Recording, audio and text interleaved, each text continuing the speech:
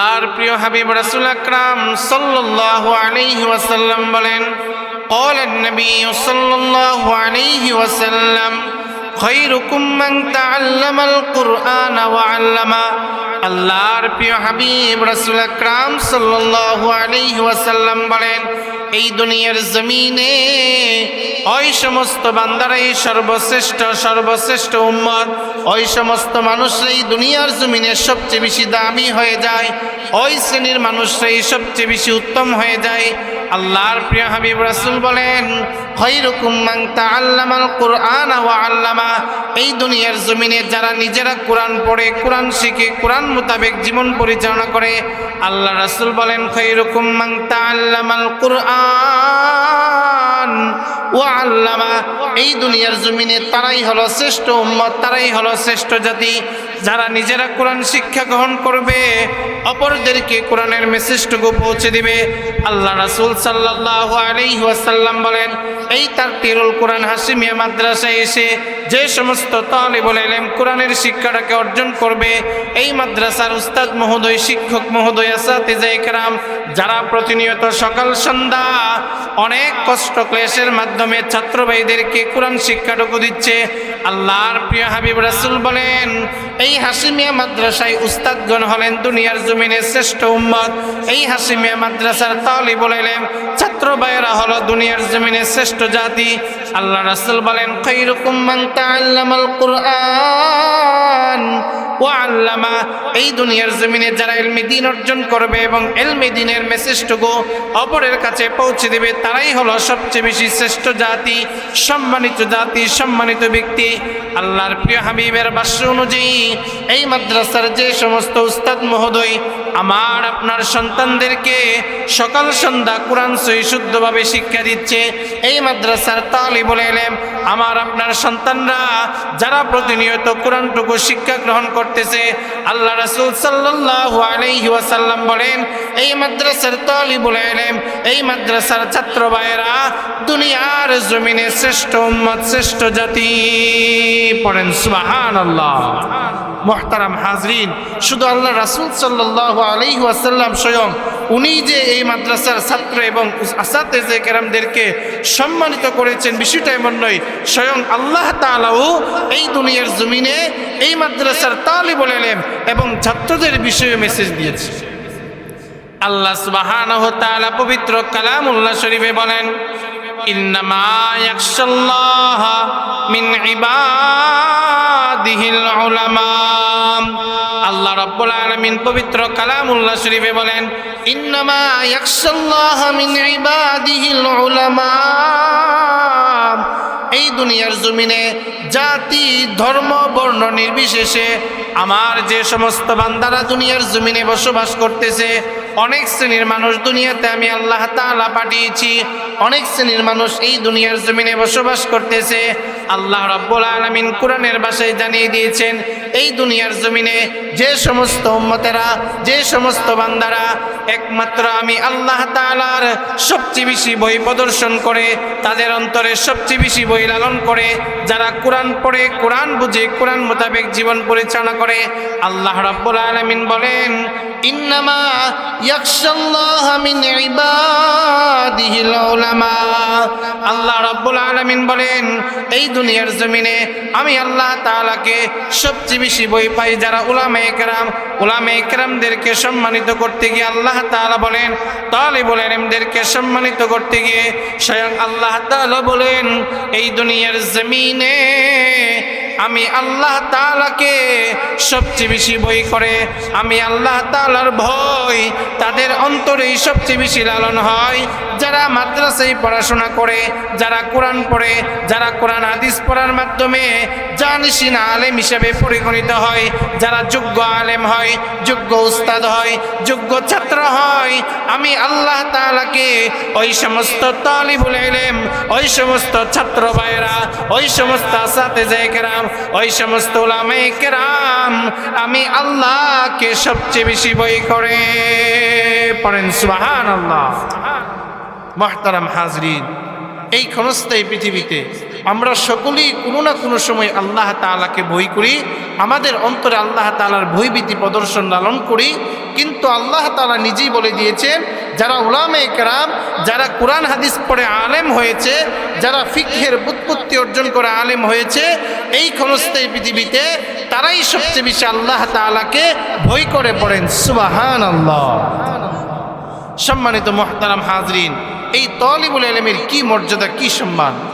আল্লাহর প্রিয় হাবিব রাসূল আকরাম সাল্লাল্লাহু আলাইহি ওয়াসাল্লাম বলেন, قال النبي صلى الله عليه وسلم اقرأ القرآن فإنه يأتي يوم القيامة شفيعا لأصحابه। আল্লাহর প্রিয় হাবিব রাসূলুল্লাহ সাল্লাল্লাহু আলাইহি ওয়াসাল্লাম বলেন, এই দুনিয়ার জমিনে, আসমানের নিচে, জমিনের উপরে আমার যে সমস্ত উম্মতেরা প্রতিনিয়ত সকাল সন্ধ্যা কোরআন তেলাওয়াত করবে, এখন কোরআন তেলাওয়াত করলে আল্লাহ তাআলা তাদেরকে কেমন সম্মান দান করবেন, কোরআন তেলাওয়াত করলে মৃত্যুর পরে তাদের জন্য কি সুসংবাদ রয়েছে।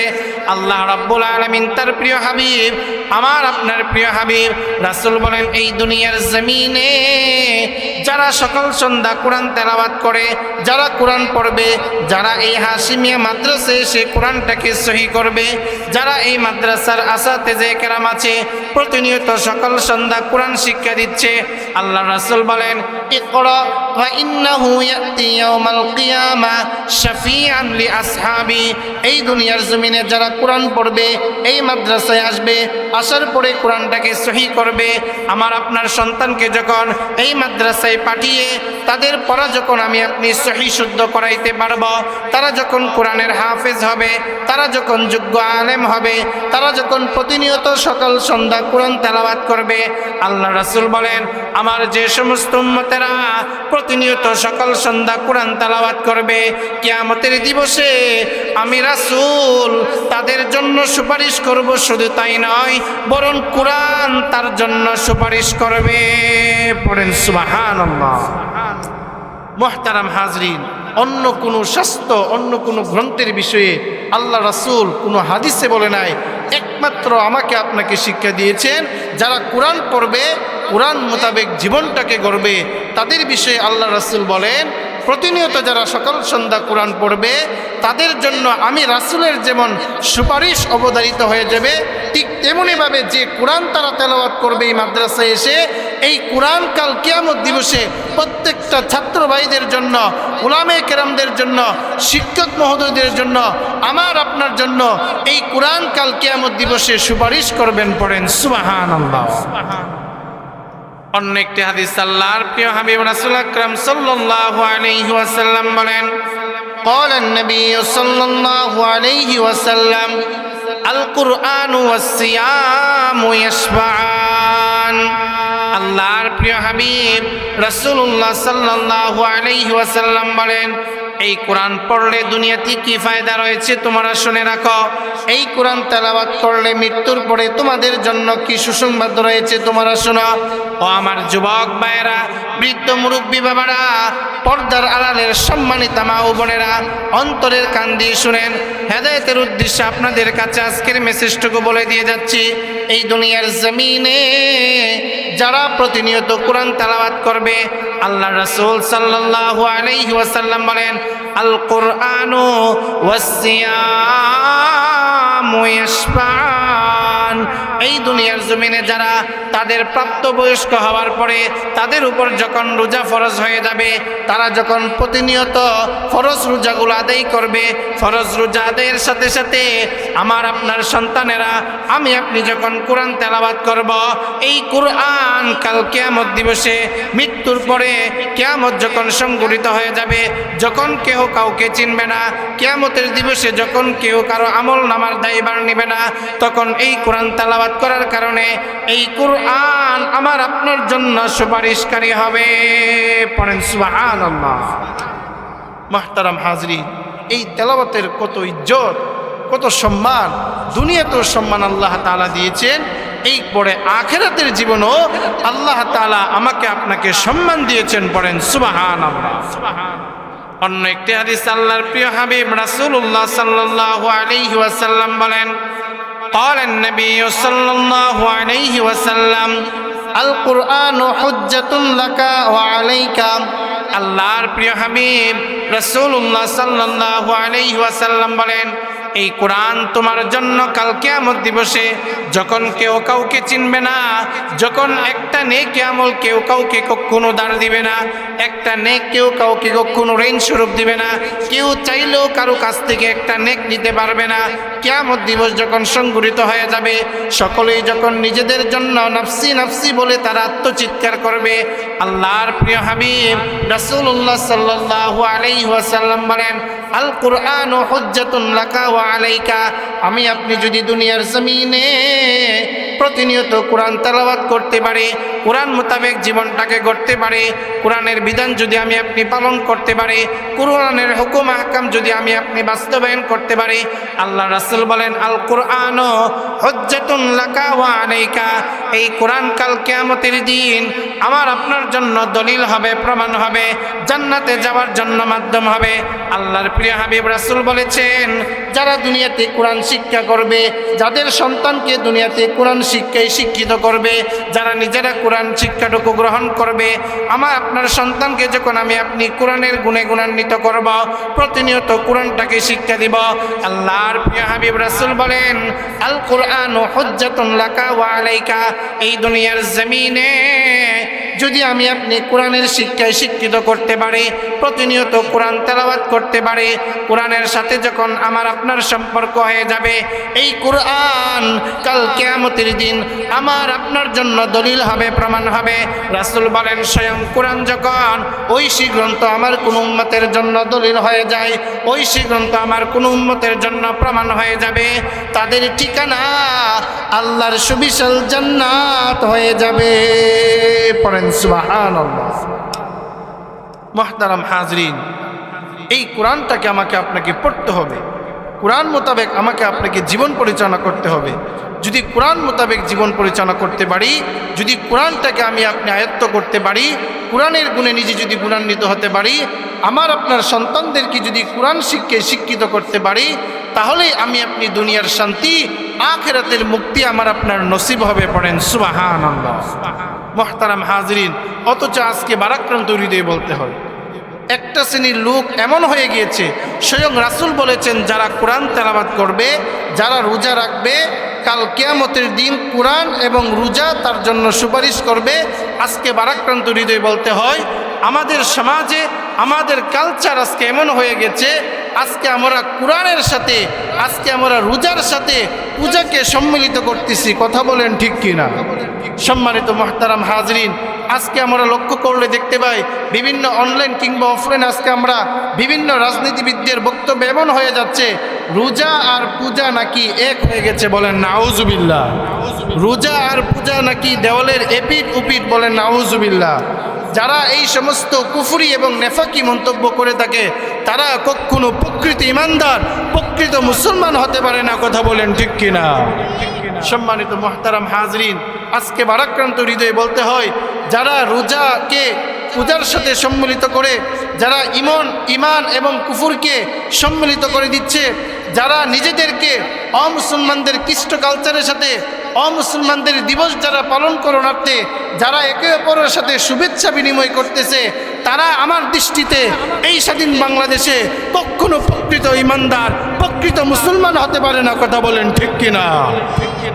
সম্মানিত মুহতারাম হাজরিন, আজকে ভারাক্রান্ত আফসোসের সাথে বলতে হয় যে রোজাকে আল্লাহ রাসূল বলেছেন, রোজা আদায় করলে রোজা আমার আপনার জন্য সুপারিশকারী হয়ে যাবে, কোরআন তেলাওয়াত করলে কোরআন আমার আপনার জন্য সুপারিশকারী হয়ে যাবে।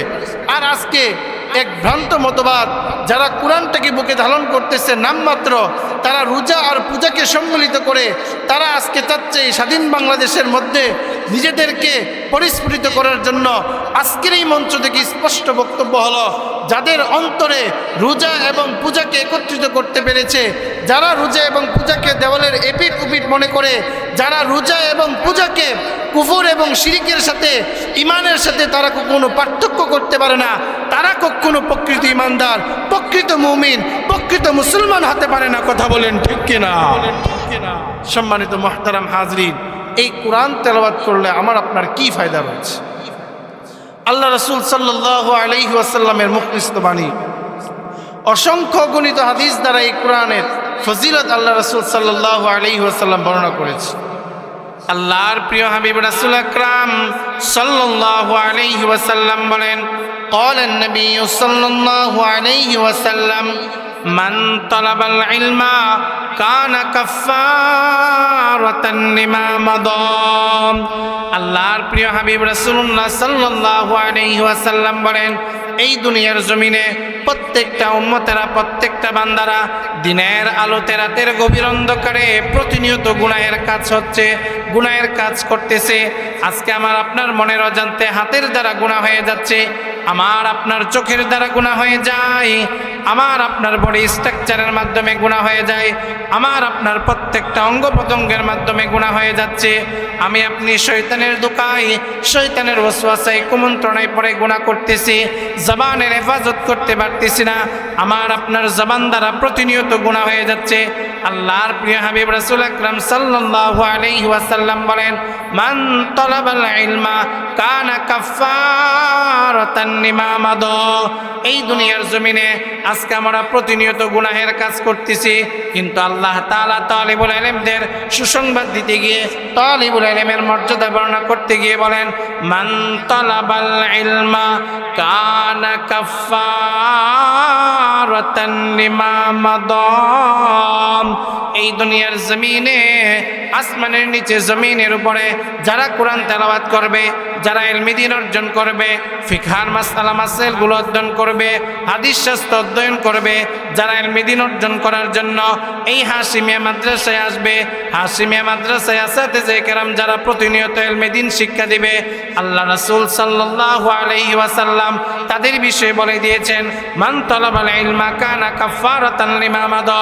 এই দুনিয়ার জমিনে যারা ইলমে দ্বীন অর্জন করে, দ্বীনের পথে অটল এবং অবিচল থাকবে, ইলমে দ্বীন যারা অর্জন করবে, আল্লাহ তাআলা তাদের পিছনের সমস্ত গুনাহ মাফ করে দিবেন। পড়েন সুবহানাল্লাহ।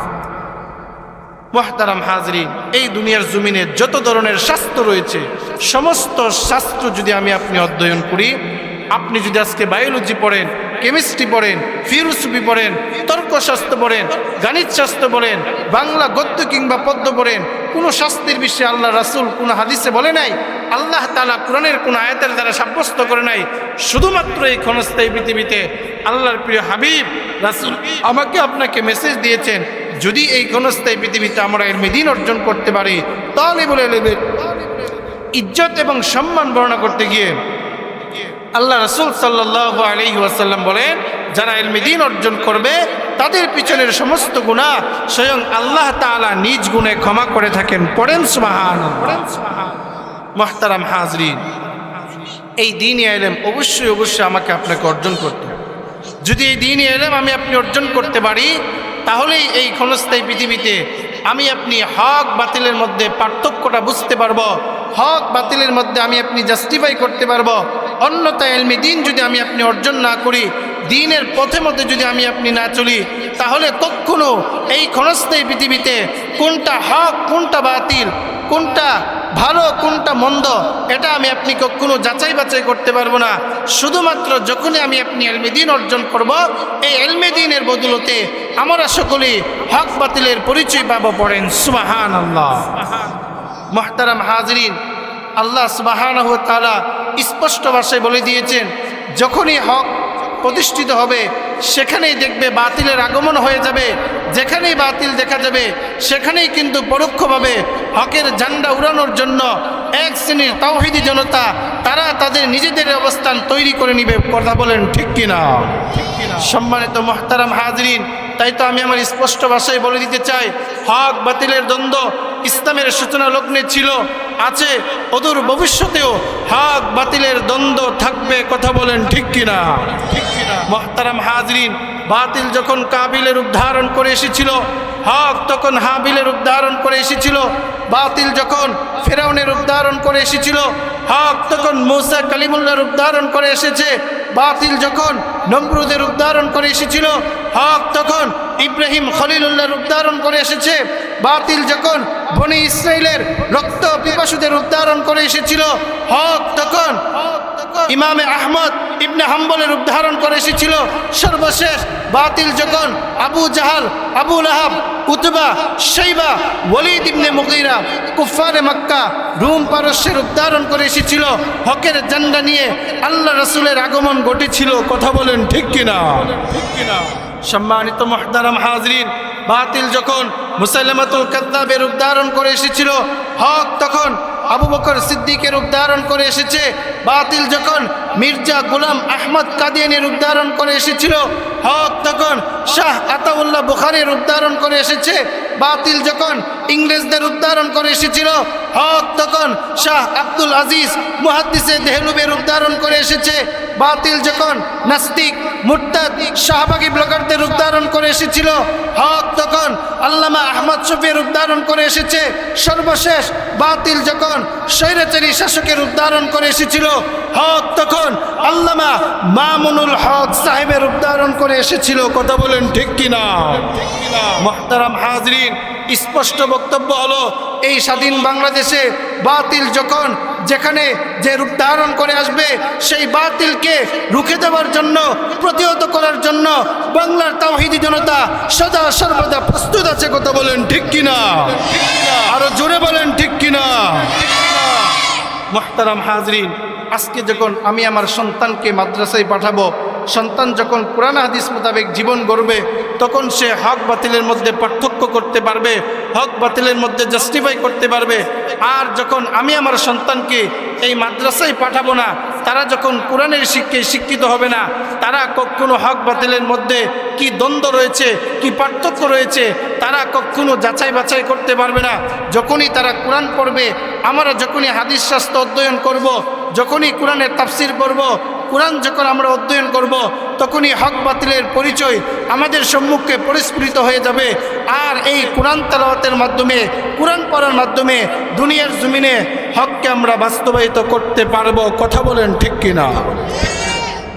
সম্মানিত মুহতারাম হাজরিন, আজকে ভারাক্রান্ত হৃদয়ে বলতে হয়, এই ক্ষণস্থায়ী পৃথিবীতে মুসলিম পরিচয় দিয়ে, ইসলাম পরিচয় দিয়ে এই ক্ষণস্থায়ী পৃথিবীতে এখনও এমন নাস্তিক এবং মুরতাদ আছে, যারা আমার প্রিয় হাবিব রাসূল আকরাম সাল্লাল্লাহু আলাইহি ওয়াসাল্লামের চরিত্রের উপর প্রশ্ন তুলে, যারা আমার প্রিয় হাবিব রাসূল আকরাম সাল্লাল্লাহু আলাইহি ওয়াসাল্লামের খতমে নবুয়তের উপর প্রশ্ন তুলে। কথা বলেন ঠিক কিনা? মুহতারাম হাজরিন, আজকের এই ঐতিহাসিক মঞ্চ থেকে স্পষ্ট ভাষায় বলে দিতে চাই, রাসূলের দুশ্মনের কোনো বংশীয় পরিচয় নাই, রাসূলের দুশ্মনের কোনো গোত্রীয় পরিচয় নাই, রাসূলের দুশ্মনের কোনো পারিবারিক স্ট্যাটাস নাই, রাসূলের দুশ্মনের কোনো গোত্রীয় পরিচয় নাই, রাসূলের দুশ্মনের কোনো রাষ্ট্রীয় পরিচয় নাই। রাসূলের দুশ্মনের একটাই পরিচয়, সে এই স্বাধীন বাংলাদেশে রাসূলের দুশ্মনের একটাই পরিচয়, সে গোটা বিশ্ব মানবতার শত্রু, সে আল্লাহর প্রিয় হাবিবের শত্রু। সর্বশেষ রাসূলের দুশ্মনের একটাই পরিচয়, সে আমাদের জানের শত্রু। কথা বলেন ঠিক কিনা? আজকের এই ঐতিহাসিক মঞ্চ থেকে স্পষ্ট ভাষায়, প্রাঞ্জল ভাষায় বক্তব্য হলো, যারা রাসূল আকরাম সাল্লাল্লাহু আলাইহি ওয়াসাল্লামের চরিত্রের উপর প্রশ্ন তুলে, যারা রাসূল আকরাম সাল্লাল্লাহু আলাইহি ওয়াসাল্লামের বৈবাহিক সম্বন্ধের উপর প্রশ্ন তুলে, রাসূল আকরাম সাল্লাল্লাহু আলাইহি ওয়াসাল্লামের শ্রেষ্ঠত্বের উপর প্রশ্ন তুলে, রাসূল আকরাম সাল্লাল্লাহু আলাইহি ওয়াসাল্লামের খতমে নবুয়তের উপর প্রশ্ন তুলে, তারা কখনো প্রকৃত আশিকে রাসূল হতে পারে না, পারবে না। কথা বলেন ঠিক কিনা? মুহতারাম হাজরিন, আজকের এই স্বাধীন বাংলাদেশে একটা মহল আছে, যারা আমার প্রিয় হাবিব রাসূলকে সর্বশেষ এবং সর্বশ্রেষ্ঠ রাসূল মানে না। তারা হলো কাদিয়ানী সম্প্রদায়। কথা বলেন ঠিক কিনা? আজকে তারা এমন একটি ভ্রান্ত মতভেদ তারা নিজেদের মধ্যে পালন করতেছে, তারা গোলাম আহমদ কাদিয়ানীকে সর্বশেষ এবং সর্বশ্রেষ্ঠ রাসূল দাবি করে বলেন নাউজুবিল্লাহ। তারা দুনিয়াতে যত আমল করুক না কেন, হাসরাতুদ দুনিয়া ওয়াল আখিরা, তাদের আখেরাত, দুনিয়ার সমস্ত আমল, আখেরাতের জিন্দেগি বরবাদ হয়ে যাবে। যারা আমার প্রিয় হাবিব রাসূলকে সর্বশ্রেষ্ঠ এবং সর্বশেষ রাসূল যারা না মানবে, তাদের আমল কখনো আল্লাহ তাআলার কাছে কবুল হবে না। তারা কখনো প্রকৃত আশিকে রাসূল হতে পারে না। কথা বলেন ঠিক কিনা? মুহতারাম হাজরিন, সেই ইসলামের সূচনা লগ্ন থেকে এই কাদিয়ানীদের বিরুদ্ধে আমাদের বক্তব্য স্পষ্ট ছিল, এখনও আছে, অদূর ভবিষ্যতেও কাদিয়ানীদের বিরুদ্ধে আমাদের বক্তব্য স্পষ্টভাবে থাকবে। কথা বলেন ঠিক কিনা? আমাদের পূর্ববর্তী উলামায়ে কেরাম যারা আছে, আমাদের আকাবির আসলাফ যারা আছে, তারাও কাদিয়ানীদেরকে বিন্দু পরিমাণ ছাড় দেয় নাই। ইনশাআল্লাহ অদূর ভবিষ্যতে কাদিয়ানীদেরকে আমরাও কখনো বিন্দু পরিমাণ ছাড় দেব না। কথা বলেন ঠিক কিনা? মুহতারাম হাজরিন, আজকে অন্তর্বর্তীকালীন সরকার প্রধান যিনি আছেন, প্রধান উপদেষ্টা, ওনার কাছে আমাদের আকুল আবেদন হলো, অবশ্যই অবশ্যই কাদিয়ানীদেরকে রাষ্ট্রীয়ভাবে অমুসলমান ঘোষণা করতে হবে। অন্যথায় আমাদের যে আন্দোলন, আমাদের যে প্রতিবাদ চলতেছিল, অদূর ভবিষ্যতেও সেই আন্দোলন, সেই প্রতিবাদ চলতেই থাকবে, চলতেই থাকবে। কথা বলেন ঠিক কিনা? ঠিক কিনা? মুহতারাম হাজরিন, স্পষ্ট ভাষায় বলে দিতে চাই, আল্লামা ফখরে বেঙ্গল রহমতুল্লাহি আলাইহি চলে গেছে, কাদিয়ানীদেরকেও মুসলিম ঘোষণা শুনে যেতে পারেন নাই। হাফিজি হুজুর চলে গেছেন, কাদিয়ানীদেরকেও মুসলিম ঘোষণা শুনে যেতে পারেন নাই। নূর হোসেন কাসেমি চলে গেছেন, কাদিয়ানীদেরকেও মুসলিম ঘোষণা শুনে যেতে পারেন নাই। মুফতি আমিনী চলে গেছেন, কাদিয়ানীদেরকেও মুসলিম ঘোষণা শুনে যেতে পারেন নাই। বাদুগরের বড় হুজুর চলে গেছেন, কাদিয়ানীদেরকেও মুসলিম ঘোষণা শুনে যেতে পারেন নাই।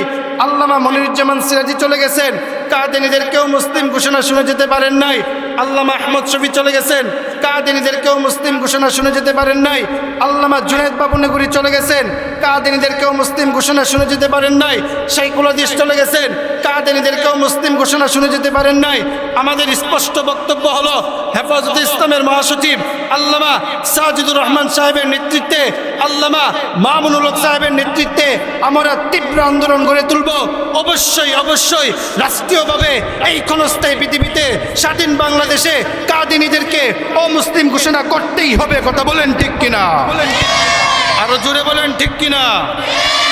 সুতরাং কাদিয়ানীদেরকেও মুসলমান ঘোষণা করার ক্ষেত্রে যদি আমাদের আবারও রক্ত দিতে হয়, রক্ত দেব, জীবন দিতে হয়, জীবন দেব, তবু এই ক্ষণস্থায়ী পৃথিবীতে আল্লাহর নবীর ইজ্জত এবং আবরুকে আমরা হেফাজত করেই ছাড়ব। কথা বলেন ঠিক কিনা? সম্মানিত মুহতারাম হাজরিন, স্পষ্ট বক্তব্য হলো, আবারও সেই বিপ্লবকে বাস্তবায়ন করার জন্য নতুনভাবে যদি আবারও আরেকটি বিপ্লবের প্রয়োজন হয়, সে বিপ্লবে কারা কারা অংশগ্রহণ করবেন, দুটি হাত তুলে আল্লাহকে দেখা। আল্লাহ তাআলা আমাদের সকলকে কবুল করুক। সবাই পড়ে না আমিন। স্পষ্ট বক্তব্য হলো, আগামী দিনের যে বিপ্লব হবে, সে বিপ্লব কোনো দাদাবাবুদের বিপ্লব হবে না। আগামী দিনের যে বিপ্লব হবে, সে বিপ্লব কোনো আমেরিকার বিপ্লব হবে না। আগামী দিনের যে বিপ্লব হবে, সে বিপ্লব কোনো স্বৈর শাসকের বিপ্লব হবে না। আগামী দিনের যে বিপ্লব হবে, সে বিপ্লব কোনো তন্ত্র মন্ত্র গণতন্ত্র দিয়ে কাজ হবে না। ইনশাআল্লাহ আগামী দিনের যে বিপ্লব হবে, সেই বিপ্লব হবে ইসলামের। আগামী দিনের যে বিপ্লব হবে, সেই বিপ্লব হবে কোরআনের। আগামী দিনের যে বিপ্লব হবে, সেই বিপ্লবের মূল মন্ত্র হবে কুরআন ও সুন্নাহ। আগামী দিনের যে বিপ্লব হবে, সেই বিপ্লবের চেতনা হবে এই ক্ষণস্থায়ী পৃথিবীতে খেলাফত প্রতিষ্ঠা করা। কথা বলেন ঠিক কিনা? সুতরাং সেই বিপ্লবকে বাস্তবায়ন করার জন্য উলামায়ে কেরাম পূর্বেও রক্ত দিয়েছে, বর্তমানেও রক্ত দিচ্ছে, অদূর ভবিষ্যতেও রক্ত দিতে হলে রক্ত দেব, জীবন দিতে হলে জীবন দেব। তবু আল্লাহর নবীর ইজ্জত এবং আবরুকে এই ক্ষণস্থায়ী পৃথিবীতে উনার উম্মতে আমরা হেফাজত করি, ছাড়বো। কথা বলেন ঠিক কিনা? মুহতারাম হাজরিন, আজকে ভারাক্রান্ত হৃদয় বলতে হয়, এই স্বাধীন বাংলাদেশে ইসলাম ধর্ম গ্রহণ করলে মুসলমান পরিচয় দিয়ে আজকে একটা শ্রেণীর লোক আছে, তারা আল্লাহর প্রিয় হাবিব রাসূল আকরাম সাল্লাল্লাহু আলাইহি ওয়াসাল্লামের বৈবাহিক সম্বন্ধের উপর প্রশ্ন তুলে, শ্রেষ্ঠত্বের উপর প্রশ্ন তুলে, খতমে নবুয়তের উপর প্রশ্ন তুলে সর্বশেষ নবী তারা মানতে চায় না। স্পষ্ট বক্তব্য তাদের জন্য এটাই, তারা কখনো টুপি পড়ুক, পাঞ্জাবি পড়ুক, লম্বা জুব্বা পড়তে পারে, 5 ওয়াক্ত নামাজ আদায় করতে পারে, ইসলাম ধর্ম গ্রহণ করতে পারে, নিজেদেরকে মুসলমান খ্যাতি হিসাবে পরিস্ফুটিত করতে পারে, কিন্তু প্রকৃতপক্ষে তারা কখনো ইমানদার, প্রকৃত মুমিন হতে পারে না। কথা বলেন ঠিক কিনা? মুহতারাম হাজরিন, আলোচ্য যে বিষয়টা ছিল, এই ক্ষণস্থায়ী পৃথিবীতে আমি আপনি যদি কোরআন পড়ি, কোরআন শিখি, কোরআন মোতাবেক জীবন পরিচালনা করি, তাহলেই এই ক্ষণস্থায়ী পৃথিবীতে আমি আপনি শান্তির ছায়াতলে জীবন পরিচালনা করতে পারবো। কথা বলেন ঠিক কিনা? আজকে আমাদের সমাজে কোরআনের আইন নেই। আজকে আমাদের সমাজ থেকে কোরআনের অনুশোচনা চলে গেছে। আমাদের সমাজ থেকে কোরআনের আইন প্রণতা, কোরআনের আইন আজকে আমাদের সমাজে দেখতে পাই না। যদি আজকে কোরআনের আইন হদ্দের বিধান থাকতো, যদি আজকে আমাদের এই সমাজে কোরআনের আইন কেসাসের বিধান থাকতো, তাহলে আমার আপনার সেই প্রিয় বন্ধু, সেই জুলাইয়ের অগ্রনেতা উসমান হাদি কখনো দিনের আলোতে দিবালোকে গুলি করে তাকে কখনো প্রকাশ্যে হত্যা করতে পারতো না। কথা বলেন ঠিক কিনা? মুহতারাম হাজরিন, আমি আপনি যখন কোরআন পড়ব, আমার আপনার সন্তানকে যখন কোরআনের শিক্ষায় শিক্ষিত করব, তারা যখন একদিন বড় হবে, তারা যখন গ্রাজুয়েট কমপ্লিট করবে, তারা যখন এই স্বাধীন বাংলাদেশের প্রথম শ্রেণীর কর্মকর্তা হিসেবে পদার্পণ হবে, তারা যখন রাষ্ট্রটাকে কোরআন মোতাবেক পরিচালনা করবে, কোরআনের শাসন যখন তারা বাস্তবায়ন করবে, তখন এই ক্ষণস্থায়ী পৃথিবী থেকে চুরি, ডাকাতি, ছিনতাই, হত্যাযজ্ঞ এগুলো দূর হয়ে যাবে। কথা বলেন ঠিক কিনা? মুহতারাম হাজরিন, আজকে বারাক্রান্ত হৃদয় বলতে হয়, স্বাধীনতার আজকে 54 বছর কিংবা 55 বছর হয়ে গেছে, এখনো আমরা সেই স্বৈর শাসক বলেন কিংবা দাদাবাবুদের বলেন কিংবা আমাদের ইংরেজদের তন্ত্রমন্ত্র, সেভাবে আমাদের শাসন কার্য চলতেছে। আজকে কোরআন মোতাবেক শাসন কার্য চলতেছে না। কোরআন যে হদ্দের বিধান দিয়েছে, কোরআন যে কেসাসের বিধান দিয়েছে, সেই মোতাবেক আজকে আমরা জীবন গড়তেছি না। এই জন্যই আজকে জুলাই যোদ্ধা সেই উসমান হাদিকে প্রকাশ্যে হত্যা করেছে। সুতরাং এই ক্ষণস্থায়ী পৃথিবীতে যখন কোরআনের বিধান নাজিল হয়ে যাবে, যখন কোরআনের বিধান আমরা প্রতিষ্ঠিত করতে পারবো, তখন উসমান হাদির মতো আর কাউকে এই ক্ষণস্থায়ী পৃথিবীতে দিনের আলোতে মৃত্যুবরণ করতে হবে না। কথা বলেন ঠিক কিনা? মুহতারাম হাজরিন, এই কোরআনটাকে আমাকে আপনাকে পড়তে হবে, কোরআন মোতাবেক জীবন পরিচালনা করতে হবে, তাহলে আমি আপনি দুনিয়ার শান্তি, আখিরাতের কল্যাণ আমার আপনার নসিব হবে। পড়েন সুবহানাল্লাহ। যে বিষয়টা নিয়ে আলোচনা করতেছিলাম, এই দুনিয়ার জমিনে প্রতিনিয়ত আমরা গুনাহ করতে করতে করতে করতে এমন হয়ে গেছি, আমাদের অন্তরে আজকে মরিচিকা পড়ে গেছে, আমাদের অন্তরে আজকে ঝংকার পড়ে গেছে। কেমনভাবে ঝংকার পড়ে গেছে? আমার আপনার বাড়ির কোনো এক অপাত্রে যখন আমরা একটা জিনিস অথবা লোহাকে যখন রেখে দিই, লোহাটা যেমন ব্যবহার না হতে হতে তার মধ্যে ঝংকার পড়ে যায়, মরিচিকা পড়ে যায়। আল্লাহ রাসূল বলেন, উম্মতেরা তারাও এই ক্ষণস্থায়ী পৃথিবীতে গুনাহ করতে করতে করতে করতে তাদের অন্তরেও ঝংকার কিংবা মরিচিকা পড়ে গেছে। তখন রাসূল আকরাম সাল্লাল্লাহু আলাইহি ওয়াসাল্লাম যারা কোরআন পড়ে, কোরআন বুঝে, কোরআন মোতাবেক জীবন পরিচালনা করে, তাদের মাহাত্ম্য, তাদের তাৎপর্য বর্ণনা করতে গিয়ে রাসূল আকরাম সাল্লাল্লাহু আলাইহি ওয়াসাল্লাম তিরমিজি শরীফে সুন্দরভাবে একটা হাদিস বর্ণনা করেন। قال النبي صلى الله عليه وسلم, আল্লাহর প্রিয় হাবিব রাসূল আকরাম সাল্লাল্লাহু আলাইহি ওয়াসাল্লাম বলেন, ইন্না হাযিহিল কুলুবা তাস্তা কামা ইয়াস্তাউল হাদীদ। قالوا يا رسول الله وما جلاؤها؟ قال تلاوة القرآن وكثرة ذكر الموت। আল্লাহর প্রিয় হাবিব রাসূল বলেন, এই দুনিয়ার জমিনে উম্মতেরা তোমরা গুনাহ করতে করতে করতে করতে তোমাদের অন্তরে মরিচিকা পড়ে যায়। এমন গুনাহ করতেছ, গুনার কারণে তোমাদের অন্তরে ঝংকার পড়ে যায়, এক পর্যায়ে তোমাদের আমল করতে তোমাদের ইচ্ছা পোষণ হয় না। আল্লাহর প্রিয় হাবিব রাসূল বলেন, উম্মতেরা তোমরা গুনাহ করতে করতে তোমাদের অন্তরে মরিচিকা পড়ে গেছে। সাহাবায়ে কেরাম উদ্গ্রীব হয়ে জিজ্ঞাসা করলেন, ইয়া রাসূলুল্লাহ, অন্তরের ময়লা মরা কিভাবে দূর করতে পারবো? আল্লাহর প্রিয় হাবিব রাসূল বলেন, দুইটি ফর্মুলা রয়েছে, যদি তোমরা দুইটি ফর্মুলা গ্রহণ করতে পারো তাহলে তোমরা তোমাদের অন্তরের ময়লা দূর করতে পারবে। এক নম্বর ফর্মুলা হলো কাসরাতু যিকিরিল মাউত। দুনিয়ার জমিনে সকাল সন্ধ্যা তোমরা বেশি কথা স্মরণ করবে। যখন তোমরা মৃত্যুর কথা স্মরণ করবে তখন তোমাদের অন্তরের ময়লা দূর হয়ে যাবে। আল্লাহ রাসূল সাল্লাল্লাহু আলাইহি ওয়াসাল্লাম বলেন, দ্বিতীয় নম্বর অন্তরের ময়লা দূর করার যে ফর্মুলা সেটা হলো ওয়াতিলাওয়াতুল কুরআন। এই দুনিয়ার জমিনে যখন তোমরা হাশিমিয়া মাদ্রাসায় এসে কোরআন তেলাওয়াত করবে, যখন তোমরা তোমাদের সন্তানদেরকে এই হাশিমিয়া মাদ্রাসায় পাঠিয়ে কোরআন শিক্ষিত করবে, যখন তোমরা নিজেরা কোরআন পড়বে, আল্লাহ রাসূল বলেন ওয়াতিলাওয়াতুল কোরআন, যখন তোমরা কোরআন শিখবে, কোরআন পড়বে, কোরআন শিখার বদৌলতে মহান আল্লাহ তোমাদের অন্তরের গুনাহ, অন্তরের মরিচিকা, অন্তরের ঝংকার আল্লাহ দূর করে দিবেন। পড়েন সুবহানাল্লাহ। মুহতারাম হাজরিন, প্রতিনিয়ত সকাল সন্ধ্যা আজকে আমরা অপকর্ম করতেছি। রাষ্ট্রীয়ভাবে যত গৃহীত কাজ আছে, গৃহীত কাজের সাথে আমরা আজকে সম্পৃক্ত হয়ে যাচ্ছি। এই রাষ্ট্রীয় গৃহীত কাজ থেকে আমি আপনি বিরত থাকতে পারবো। অপকর্ম, অপসংস্কৃতি থেকে বিরত থাকার একটাই মাধ্যম, আমার আপনার কোরআন তেলাওয়াত করতে হবে, কোরআন মোতাবেক জীবন পরিচালনা করতে হবে। যদি কোরআন তেলাওয়াত করতে পারি, কোরআন মোতাবেক জীবন পরিচালনা করতে পারি, তাহলেই আমার আপনার দুনিয়াবি জীবনটা শান্তি ছায়াতলে জীবন পরিচালনা করতে পারবো। আখিরাতের জিন্দেগিটাও আমার আপনার কামিয়াবি হয়ে যাবে। পড়েন সুবহানাল্লাহ। এই যে মাদ্রাসায়, হাশিমিয়া মাদ্রাসায় প্রতিনিয়ত ছাত্র ভাইয়েরা নুরানি বিভাগে পড়তেছে, হেফস বিভাগে পড়তেছে, সুন্দরভাবে তারা যেন একটি বাগানের মধ্যে ফুলের মতো তারা ভ্রমণ করতেছে, আর কোরআন হাদিস তারা প্রতিনিয়ত শিক্ষা গ্রহণ করতেছে। তাই তো আমি আমার বাসায় এভাবে বলে দিতে চাই, নুরানি মাদ্রাসাতে আমরা সবাই পড়ি, পড়ালেখার সাথে সাথে আদব শিক্ষা করি। হাশিমিয়া মাদ্রাসাতে আমরা সবাই পড়ি, পড়ালেখার সাথে সাথে আদব শিক্ষা করি। মাদ্রাসাটি ফুল বাগিচা, উস্তাদ হলেন ফুল, আমরা সবাই সেই বাগিচায় মৌমাছি বুলবুল।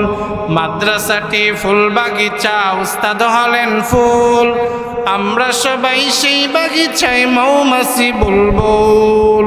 পড়েন সুবহানাল্লাহ। মুহতারাম হাজরিন, সুতরাং আমাকে আপনাকে কোরআন পড়তে হবে, কোরআন মোতাবেক জীবনটাকে গড়তে হবে। যদি আমি আপনি কোরআন পড়তে পারি, কোরআন মোতাবেক জীবনটাকে গড়তে পারি, তাহলে আমি আপনি দুনিয়ার শান্তি, আখিরাতের কল্যাণ আমার আপনার জন্য নসিব হবে। পড়েন সুবহানাল্লাহ।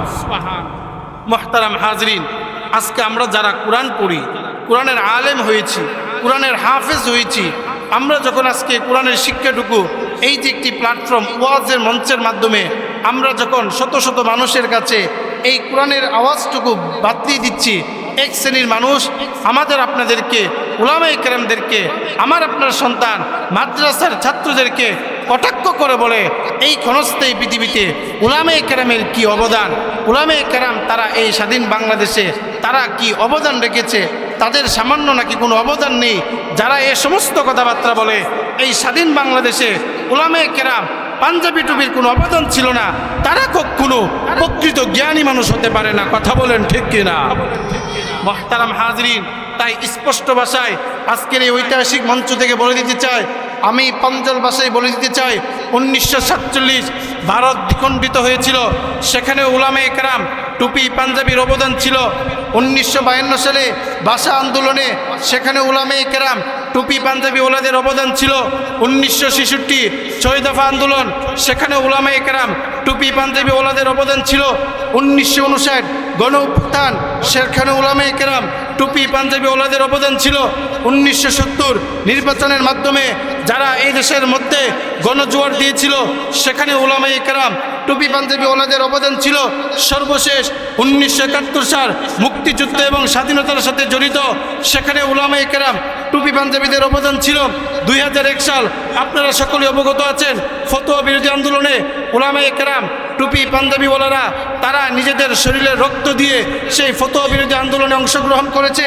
2013 সালে শাপলা চত্বরে সেখানে উলামায়ে কেরাম টুপি পাঞ্জাবিওয়ালাদের অবদান ছিল। 2021 মোদি বিরোধী আন্দোলনে সেখানে উলামায়ে কেরাম টুপি পাঞ্জাবিওয়ালাদের অবদান ছিল। সর্বশেষ 2024 সালে 5 আগস্টে কোটা সংস্কার বিরোধী আন্দোলনকে কেন্দ্র করে যারা এদেশের স্বাধীনতা বিরোধী চক্র ছিল, স্বৈর শাসকের পতন ঘটাতে গিয়ে সেখানে উলামায়ে কেরাম টুপি পাঞ্জাবিওয়ালাদের অবদান ছিল। কথা বলেন ঠিক কিনা? আরো জোরে বলেন ঠিক কিনা? মুহতারাম হাজরিন, স্পষ্ট ভাষায় বলে দিতে চাই, স্বাধীনতার সূচনা লগ্ন থেকে আজ অবধি ইসলাম, কুরআন, রাসূলের ইজ্জত এবং আবরুকে হেফাজত করার জন্য উলামায়ে কেরামের সুন্দরভাবে শুরু থেকে শেষ পর্যন্ত উলামায়ে কেরামের সঠিক সময়ে সঠিক পদক্ষেপের মাধ্যমে তারা অবশ্যই প্রত্যেকটা ক্ষেত্রে তারা তাদের অবদানকে পরিস্ফুটিত করেছে। কথা বলেন ঠিক কিনা? মুহতারাম হাজরিন, আজকে ভারাক্রান্ত হৃদয়ে বলতে হয়, এক শ্রেণীর লোক আছে তারা বলে বাংলাদেশ হেফাজতে ইসলামের এই স্বাধীন বাংলাদেশে কি অবদান। এক শ্রেণীর লোক আছে বাংলাদেশ ইসলামী আন্দোলনের কি অবদান।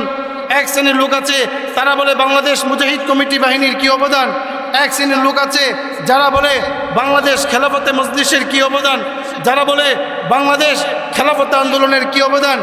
স্পষ্ট ভাষায় বলে দিতে চাই, যাদের বক্তব্য হলো হেফাজতে ইসলামের কি অবদান, স্পষ্ট বক্তব্য হলো হেফাজতে ইসলাম যদি না থাকতো 2024 সালে 5 আগস্টে কোটা সংস্কার বিরোধী আন্দোলনকে কেন্দ্র করে এই স্বাধীন বাংলাদেশের স্বাধীনতা বিরোধী চক্র এদেশের স্বাধীনতাকে আবারও বিপন্ন করে যাত্রা। কথা বলেন ঠিক কিনা? মুহতারাম হাজরিন, আজকে ভারাক্রান্ত হৃদয়ে বলতে হয়, কোরআনের আইন, কোরআনের অনুশোচন যখন আমি আপনি বাস্তবায়ন করতে চাই, এক শ্রেণীর লোক বলে কোরআন দিয়ে রাষ্ট্র পরিচালনা করা যাবে না। বড় আফসোস হয়, তারা ইসলাম ধর্ম গ্রহণ করেছে, ইসলাম পরিচয়ে তারা এই ক্ষণস্থায়ী পৃথিবীতে বসবাস করতেছে। কিন্তু ভারাক্রান্ত হৃদয়ে বলতে হয়, যখনই আমি আপনি কোরআন দ্বারা এই দেশটাকে পরিচালনা করতে চাই, তখনই একটা শ্রেণীর লোক আমার আপনার পিছু হটতে থাকে, পিছু টানতে থাকে। কারণ তাদের উদ্দেশ্য একটাই, কোরআন দ্বারা যখন সমাজ ব্যবস্থা পরিচালনা হবে, কোরআন দ্বারা যখন রাষ্ট্র ব্যবস্থা পরিচালনা হবে, কোরআন দ্বারা যখন রাষ্ট্র পরিচালনা হবে, তখন চুরি থাকবে না। কোরআন দ্বারা যখন রাষ্ট্র পরিচালনা হবে, চিরতাই থাকবে না। কোরআন দ্বারা যখন রাষ্ট্র পরিচালনা হবে, ডাকাতি থাকবে না। কোরআন দ্বারা যখন রাষ্ট্র পরিচালনা হবে, তখন অপরের সম্পদকে আত্মসাৎ করতে পারবে না।